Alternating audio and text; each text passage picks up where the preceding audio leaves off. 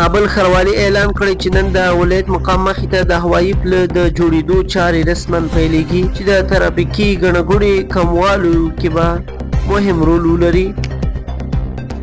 د ټولګټو وزارت د سالنګ لویه لاره د سختې واورې او طوفانونو له امله لنډمهاله تړلې او له مسافرو د احتیاط غوښتنه کړې.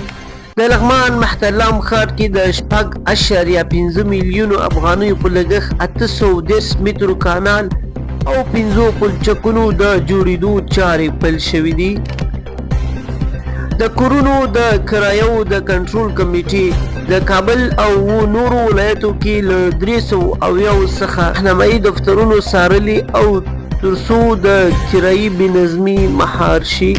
د مهاجرینو عالي کمیسیون وایي چې یوازې په یوه ورځ 543 راستنې شوي کورنۍ ثبت شوي او زرګونو کسانو ته بېلابېل خدمات وړاندې شوي دي.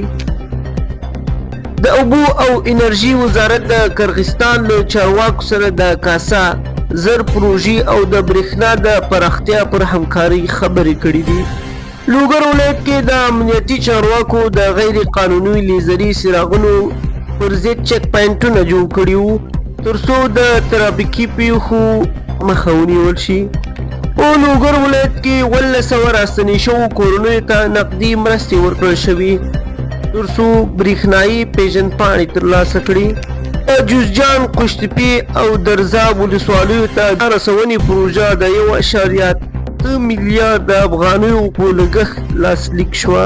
د بهرنیو چارو سرپرست وزیر امیر خان متقي وایي افغانان تل د سختو شرایطو پر مهال سره یو موټی پاتې شوي او افغانستان د اشغالګرو هدیره ده.